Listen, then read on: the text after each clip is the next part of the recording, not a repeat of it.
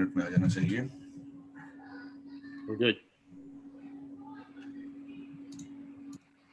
औज़ु बिल्लाहि मिनश शैतानिर रजीम।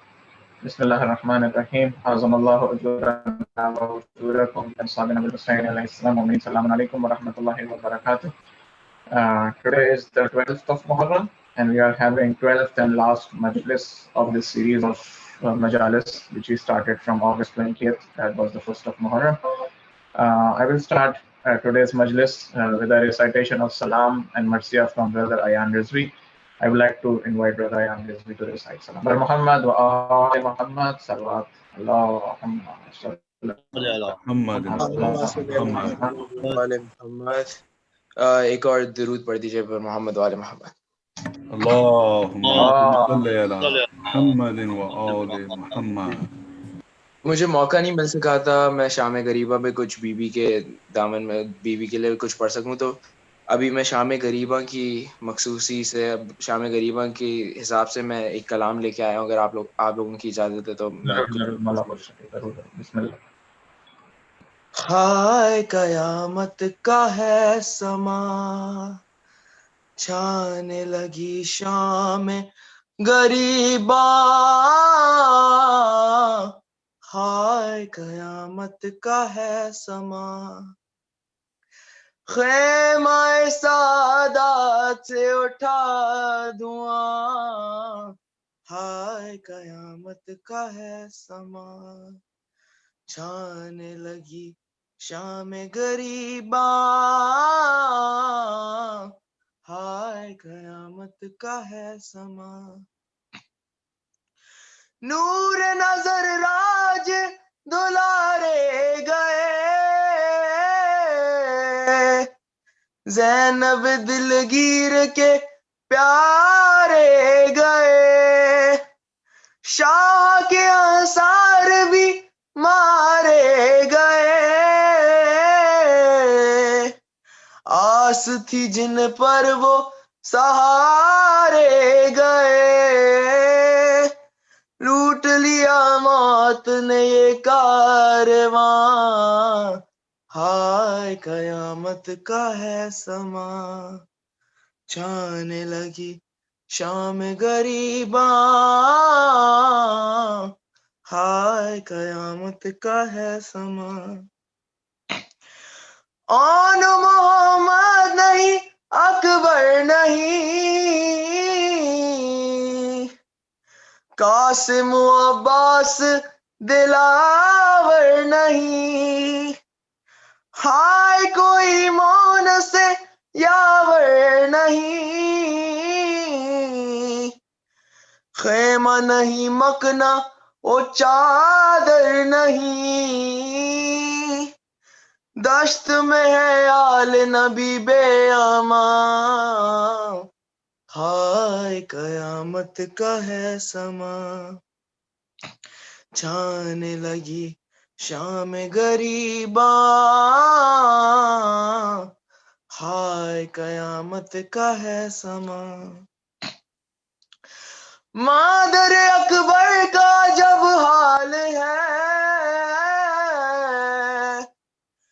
देता है जब कोई तसल्ली उसे। दरमियाला माँ कहती है दिल थाम के रोते हुए, खो गए इस बन में सहारे मेरे। मर गया हाय मेरा कड़ियल जवां, हाय कयामत का है समा।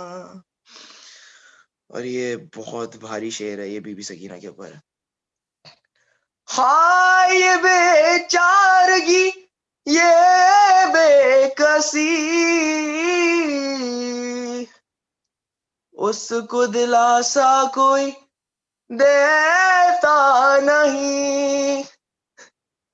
दरमिया लाशों के अकेली खड़ी,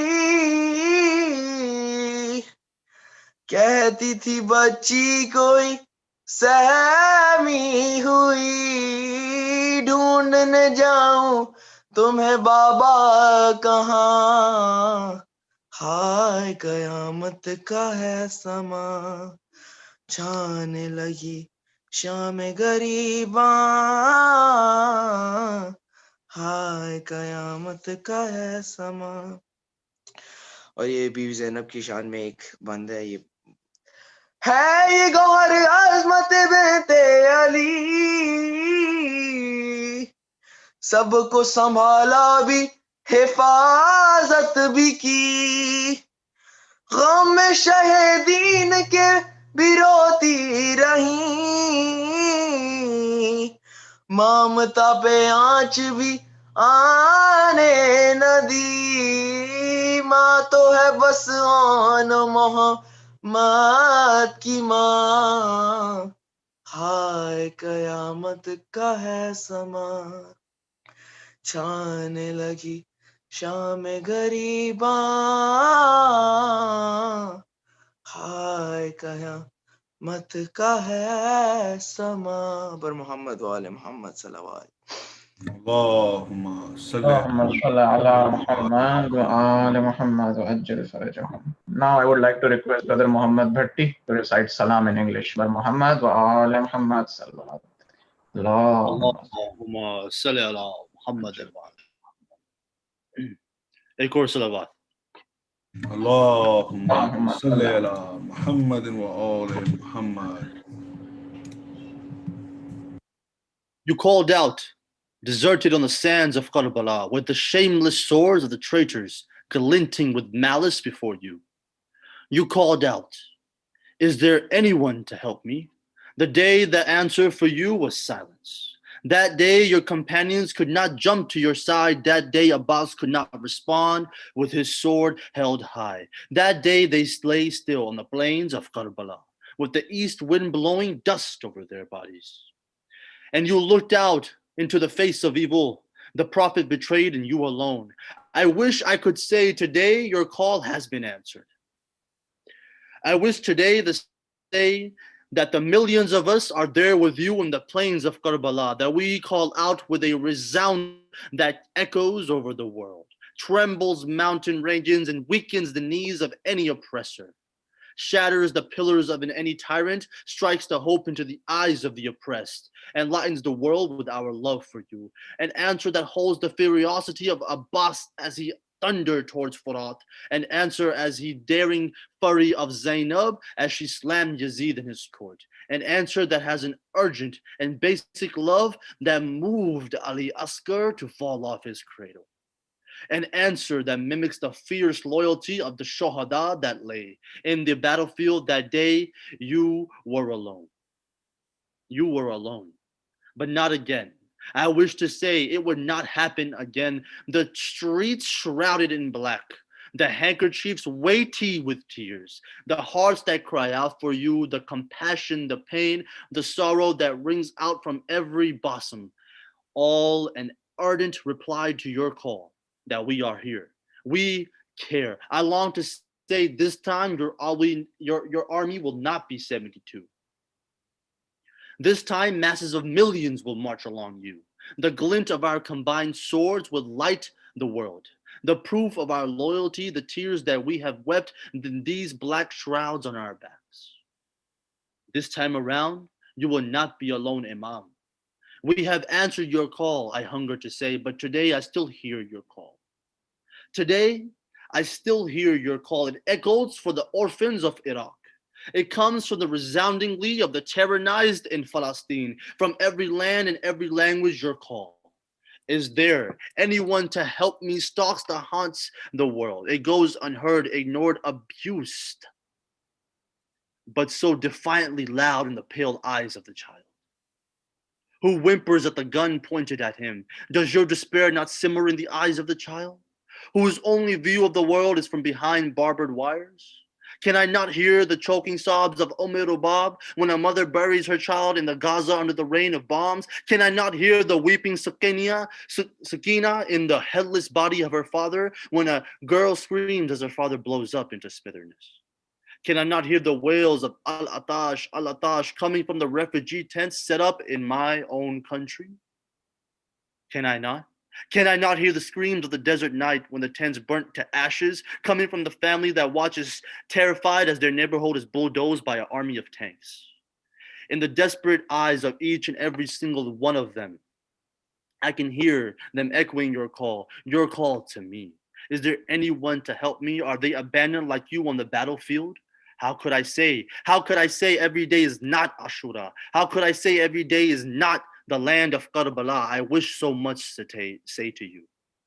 To somehow be able to meet your eyes and tell you that we are not like the cowardly backstabbing Kufans, that we are not like the stone-hearted Yazidis, that we are answering your calls, that we are here to help you. But today, when I look into the world and the clamor of oppression deafens me, I tremble to say I still hear a silence. I hear a silence that echoes in the hush of the desert of the day of Ashura, a silence which is blessings for a Yazid, a silence that stifles my hope, a silence that brings the end so much closer, a silence that is oppression, the silence that you were met with, is that silence that I hear still today. Salawat. اللهم صل على محمد وآل محمد. MashaAllah, Jazakallah. May Allah bless you, brother Muhammad Bhatti. Mu'mineen, since this is our last Majlis of this series, I would like to thank Sayyid Mahdi al-Qazwini, who actually was with us in all these 12 nights, and all the community members. I actually thank him from the bottom of our hearts. And from all community members, we were all able to learn a lot from him. And inshallah, I hope that we'll be able to actually have him in future as well. I would like to also thank all the Mu'mineen who actually joined us in reciting Salam and Marsiya and Noha, Brother Ayan Rizvi, Brother Akbar, Brother Muhammad Bhatti, Siftan Bhatti, Brother Ahmad Sadiq Mirza, Maisam Kazmi, Taha, Brother Taki, Sayyid Majid Rizvi, Sayyid Hassan Rizvi, Sayyid Tammar Rizvi, Dr. Nayyar Shamsi, Hasnan Raza, and everyone whose name I have missed. May Allah bless them all, their families, and provide them their the best sawab and ajr which they can get in the memory of Imam Hussain alayhi salam. I would like to also thank all the volunteers that actually helped us in Tabarruk Drive, Brother Ali Raza, Brother Zafar Raza, Brother Salman Rizvi, Rizwan Rizvi, Brother Sohail Shiraz, Brother Abbas, Brother Nasir, and everybody who actually helped us, and all the sponsors for Niyaz. Also, I would like to thank the committee of Zainabia, Brother Mubashir Kazmi, Brother Ahmad, Brother Sultan Bhatti, who actually put a lot of efforts day in and day out in order to arrange these online programs for the community. May Allah bless their family, bless them all, give them success and happiness, and provide them the best of ajr in this world as well as in the next. Mu'mineen, you are requested to recite Surah Fatiha for all marhumeens of Dr. Riaz Khan family and for marhum Masih Ali Chauhan. Bismillah.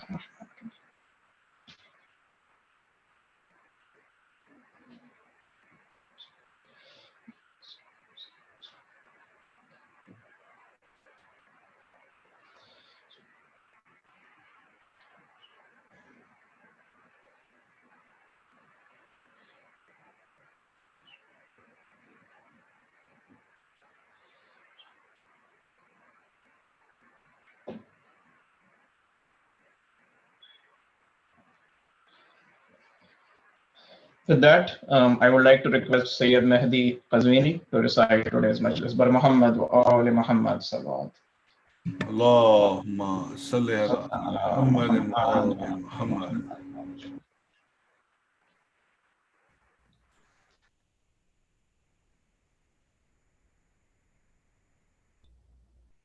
السلام عليكم ورحمة الله وبركاته.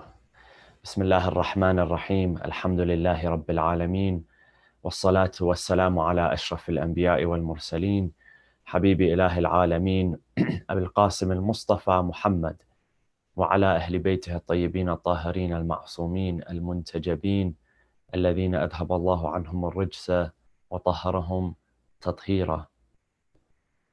صلى الله وسلم عليك يا رسول الله، صلى الله وسلم عليك يا أبا عبد الله، يا رحمة الله الواسعة، ويا باب نجاة الأمة، يا ليتنا كنا معكم فنفوز فوزا عظيما. About a decade before the tragedy of Ashura took place, Al-Imam Abi Abdullah al-Hussein alayhi salam found himself at the bedside of his brother Al-Imam al-Hasan al-Mujtaba, salawatullah wa salamu alayhi. And many of us know what happened to Al-Imam al-Hasan, how people had turned their backs on him, how he was left alone, stranded, and how eventually he was poisoned. And it was during those final days when the Imam was suffering from the side effects of that poison that was sent to him, that his brother was by his side. And as devastating as that situation was at the time, Al-Imam al-Hasan alayhi salam turned to his brother, Al-Imam Hussein alayhi salam, and he said, La yawm ka yawmika ya Aba Abdullah. That there is no day like your day, meaning the day of Karbala. As bad as this looks right now, there is no day like your day, O Aba Abdullah. And so that became the slogan of the Ahlul Bayt and the followers of Ahlul Bayt. That no matter how desperate a situation becomes, how dire it becomes, how disastrous, how catastrophic, there is no day like the day of Aba Abdullah alayhi salam. And this is why his memory remains like a piece of charcoal burning in the hearts of the believers and burning in the hearts of humanity. This is why we remind ourselves every day of what took place. In the past few decades, another slogan has emerged associated with Imam Hussein alayhi salam, and that is what many of you have heard: every day is Ashura and every land is Karbala. Some have debated this and have said, no, the fact that there is no day like the day of Ashura, that conflicts with this saying, every day is Ashura and every land is Karbala. The tragedy of Imam Hussein alayhi salam, no doubt, is unique. There is nothing like the tragedy of Imam Hussein. Narrations tell us that the skies wept, the animals, the jinn, everything in existence wept. However, those circumstances, those injustices, those acts of oppression continue to exist to this very day. Look at our own country. What is happening in our own country, in our own backyards? When we see violence and oppression, when we see destruction, mayhem, when we see one group or one band or one gang with absolute power, they cannot be questioned. When you see life has become cheap, when you see that oppression not only happens, not only is oppression perpetrated, but then you'll find people who also sympathize with the oppressors rather than the oppressed. So where does that perpetration, where does that continuity of evil come from? The other night we spoke about a few concepts. One is the concept of de-individualization, right? When we're acting in a group and we lose our sense of self-awareness, so we simply go with the flow, and that was the case with some of the soldiers that fought against Imam Hussein alayhi salam. Another is obedience to an authority figure, and we spoke about those projects that were carried out, the Milgram experiment and the Stanford prison experiment and the cult of Jim Jones, and how people acted evil out of fear and pressure and intimidation from an authority figure. Another reason, another cause which we did not discuss is dehumanization. What is dehumanization? Dehumanization is the denial of the full humanness and the suffering and torment that comes along with it. If you study history, you'll find many instances of dehumanization, such as what happened in the Holocaust. in the 1940s, where people were looked at not as human beings fully, but as objects. And so it wasn't that they were just placed in extermination camps and labor camps. Some of them were experimented on.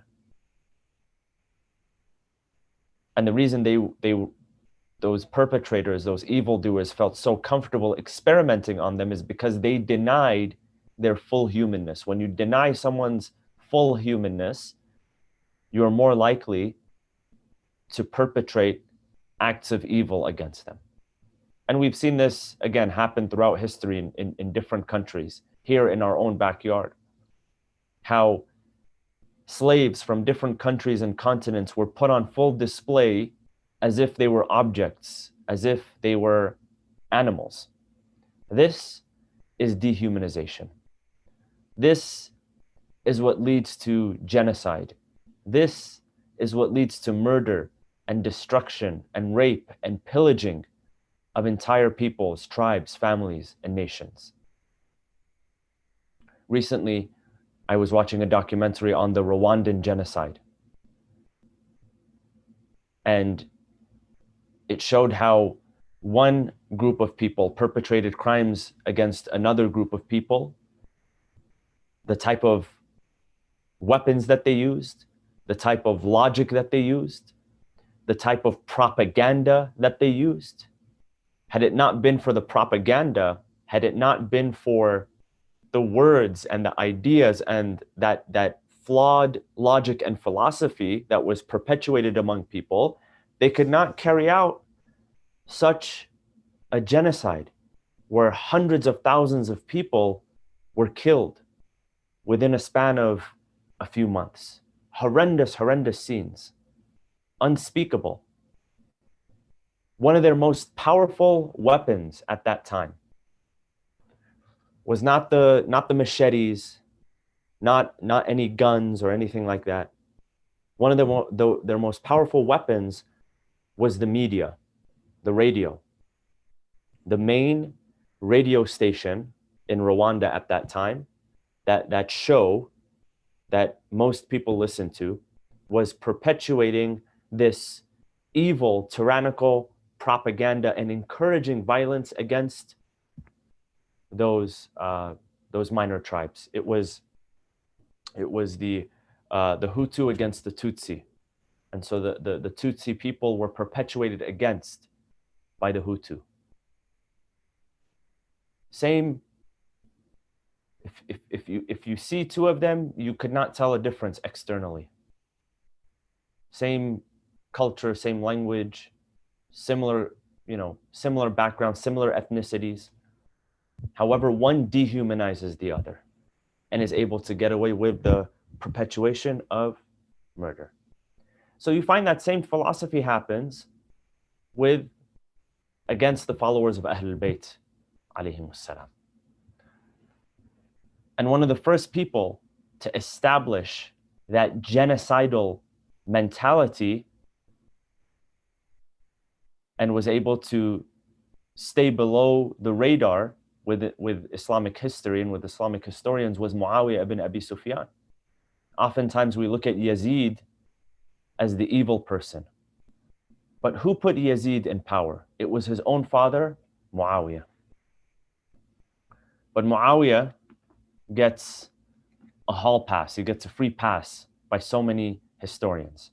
Case in point, if you look at the book Al-Muqaddimah by Ibn Khaldun. Ibn Khaldun is one of the most foremost Islamic historians, and his book Al-Muqaddimah is probably the foremost book on not just Islamic history, but the history of the world.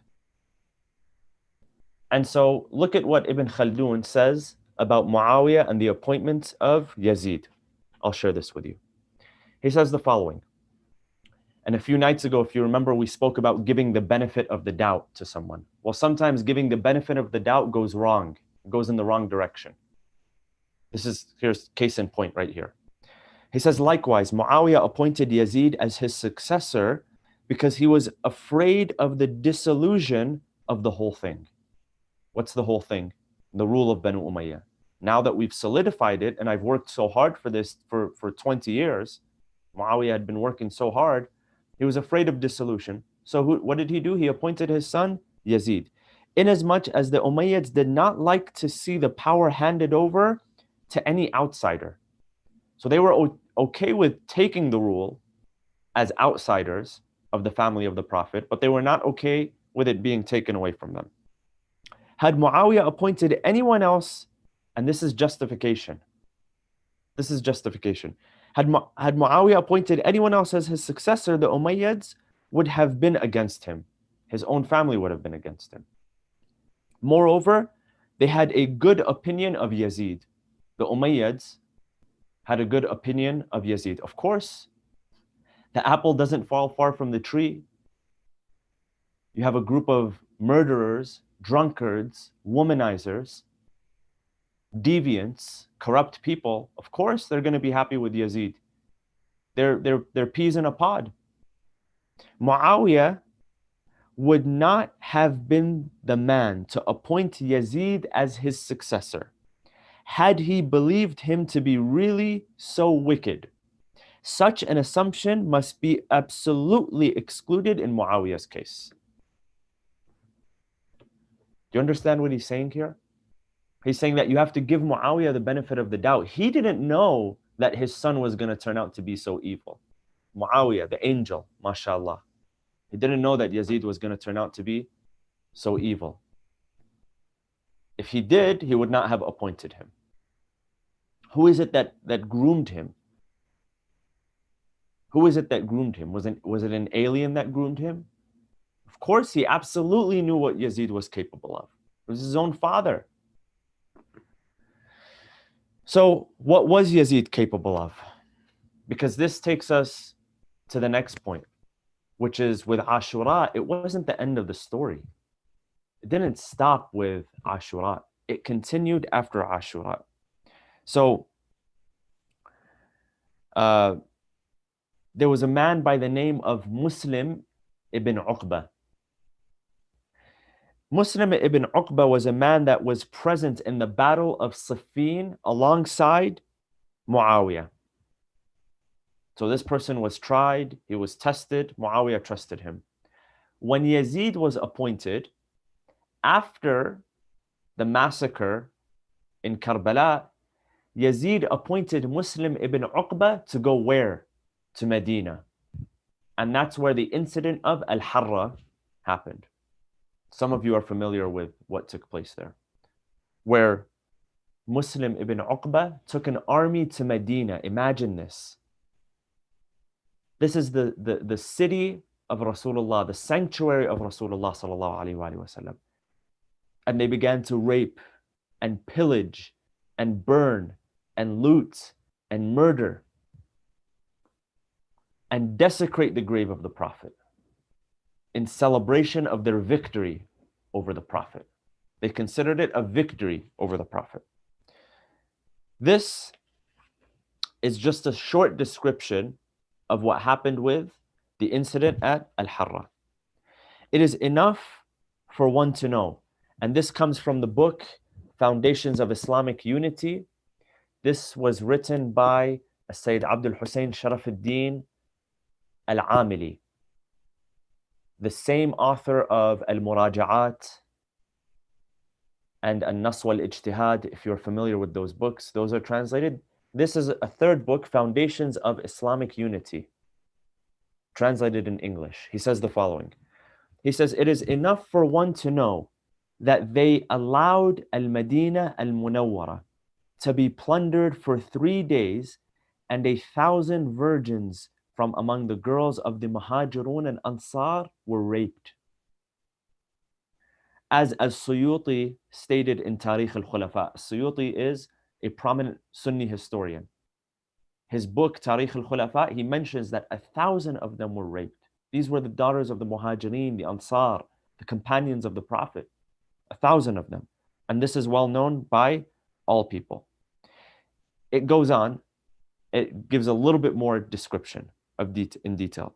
He says, it is said that after this event, when a man from the people of Medina gave his daughter in marriage, He did not guarantee her virginity and said perhaps she was deflowered in the event of Al-Harra.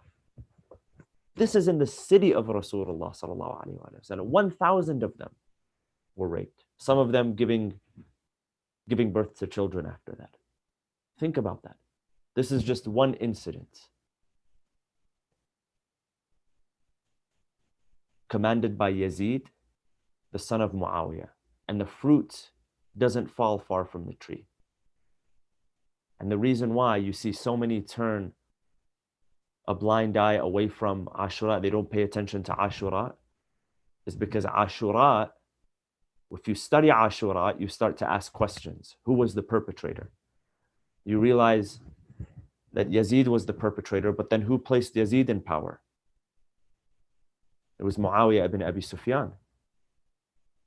It starts to get a little bit comfortable. Why? Because Muawiyah, he's the so-called companion of the Prophet.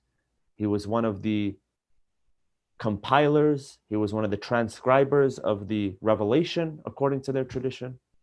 So it starts to get a little bit uncomfortable. But then let's agree that Muawiyah was also a sinister individual. Who put Muawiyah in power? That's the million-dollar question that nobody wants to ask. I'll let you, brothers and sisters, do your research and see who appointed Muawiyah in place. And this is why we say, well, why is it that Ashura, the event of Ashura, is not as known as it could be? It's because you have to answer some very uncomfortable questions to figure out where it all started. So, in the end, who won when we talk about Ashura? Even though that evil continued to be perpetrated, did not put a stop, but who won the war? The battles continued, but who won the war? So there's 5 different areas. Number 1 is the battle. In terms of sheer numbers, Imam Hussein and his camp, they lost the battle. But did they win the war? I want to share with you something that I came across recently. And some of you are very familiar with this example. The Vietnam War between the United States and Vietnam. Here,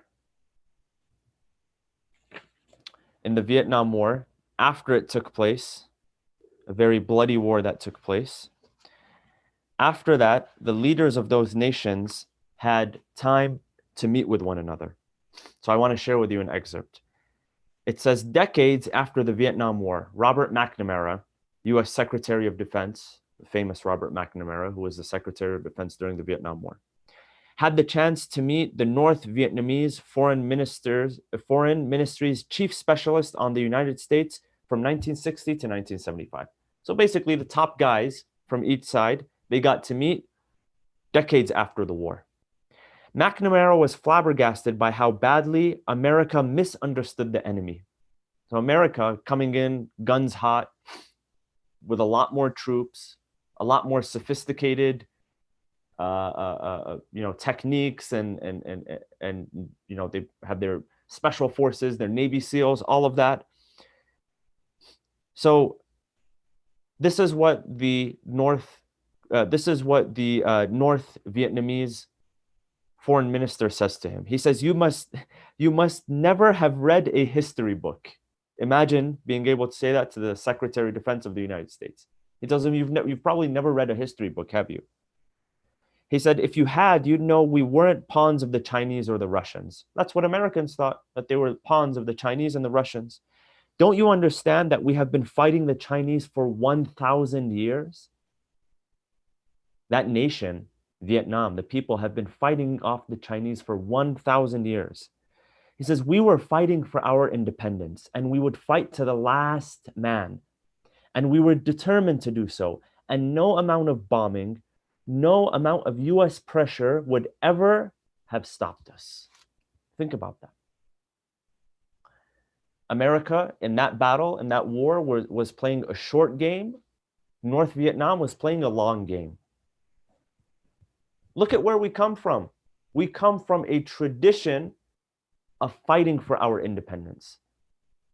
What he's telling him is that we have fought for our independence. To put it in perspective, we have fought for our independence for 1,000 years, while your country is only about 300 years old. The entire history of your nation is about 300 years old. We've been fighting for our independence for more than 3 times that length of time, that duration, just to put things in perspective.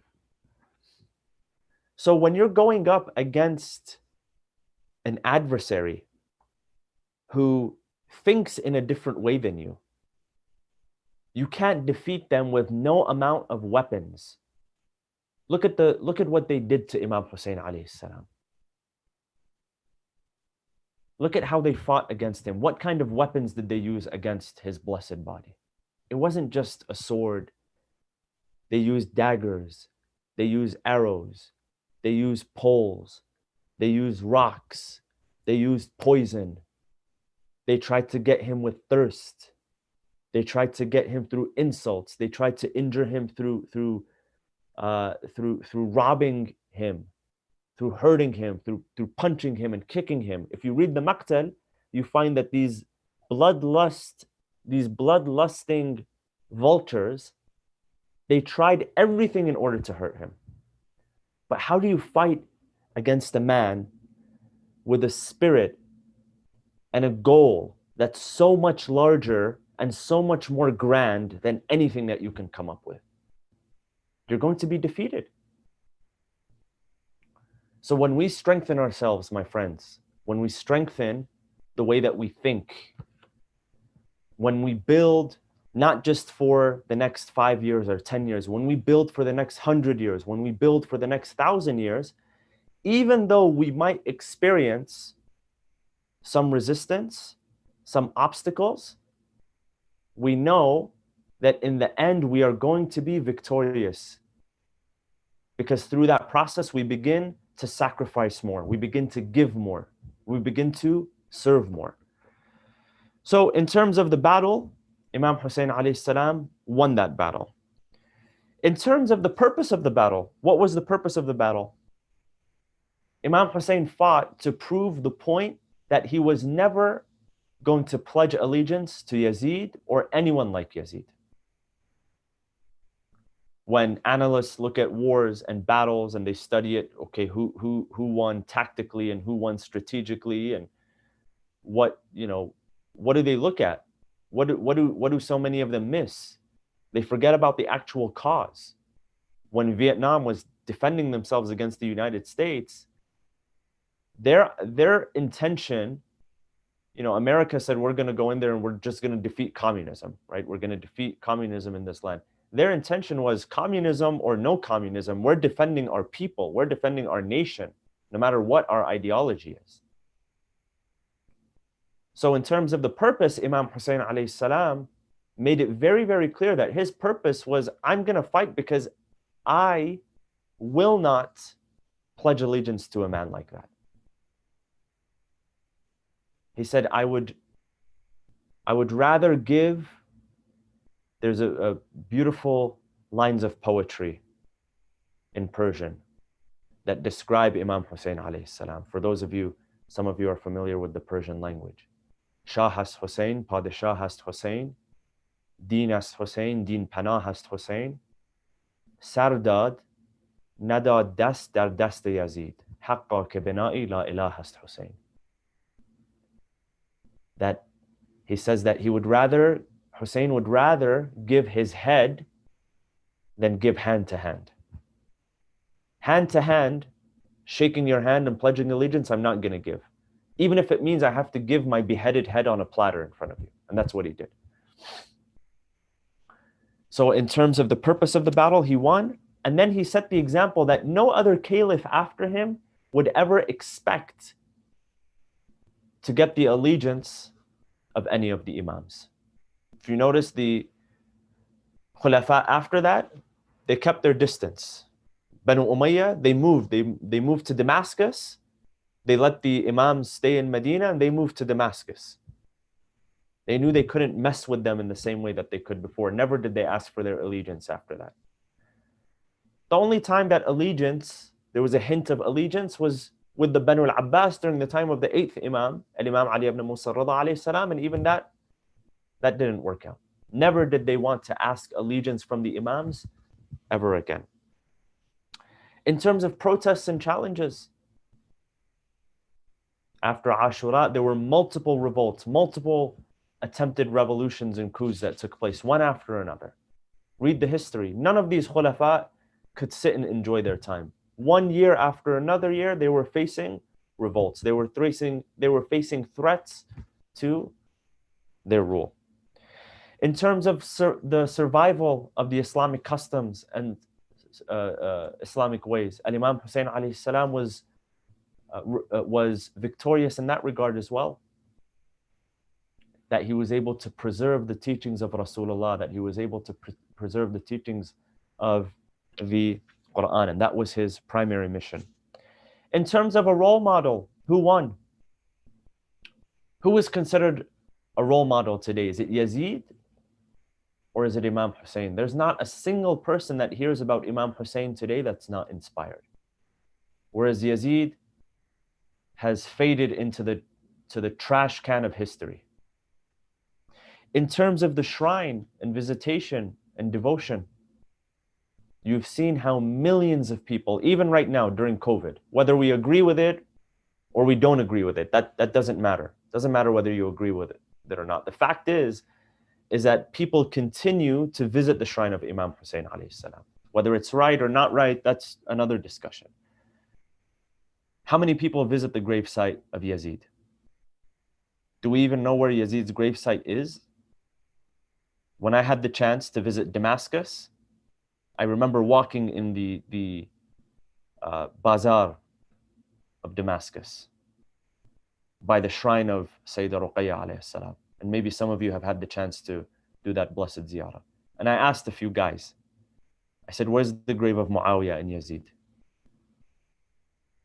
They don't even know where his gravesite is. One of them said it's deep in the hellfire. And I've heard that some people have found the grave. It's somewhere in a dump, in a trash, off to the trash bins of history. And every leader we see that is pompous, that is dictatorial, that walks around with their chest high, one day they will suffer the same fate. So in reality, Imam Hussein alayhi salam was the one that won. But that victory was preceded by so much tragedy. It's during these nights, the following nights, that the family of Imam Hussein alayhi salam was paraded from one place to another, taken to first Kufa to stand in front of Ubaydullah ibn Ziyad, and then to Damascus. And when they were brought to Damascus, the narrations say that as a sign of insult, the family of Imam Hussein had to stand at the gates of the city for 3 days before they were allowed to enter. One of the companions of Rasulullah sallallahu alaihi wasallam, Sahal ibn Sa'd al-Sa'idi, this was a man who lived during the time of Rasulullah and was returning from the Arabian Peninsula, from Mecca and Medina, who was coming back to Damascus. He passed by Damascus. He saw that the city was lit up as if there was some sort of Eid celebration. It seemed strange to him. It's this time of year in Muharram, there's no celebration. I don't remember celebrating anything during the time of the Prophet. What's going on? So he asked some of the people, and those people, those ignorant people, they hadn't realized what was happening. They said our Khalifa is victorious. There's a group of people, insurgents, thugs, trying to make trouble, and our Khalifa has become victorious. So we're celebrating in this city. So he goes and he sees people, women, children,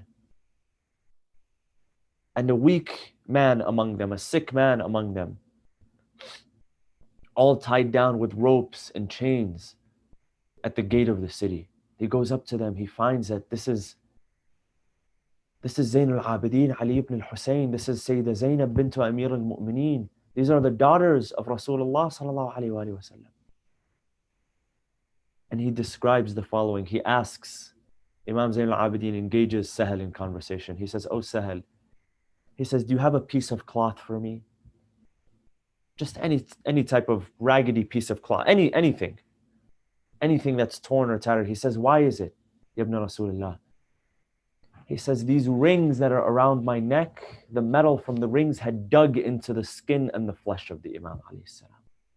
He wanted something that he would be able to put in between in order to protect his neck. Look at what kind of treatment that they had to endure. What kind of torment that they had to endure. Until finally they were brought in and they were placed in front of Yazid. We know that Yazid had a wife named Hind, and Hind was raised in the home of Amir al-Mu'mineen. She was not expecting visitors.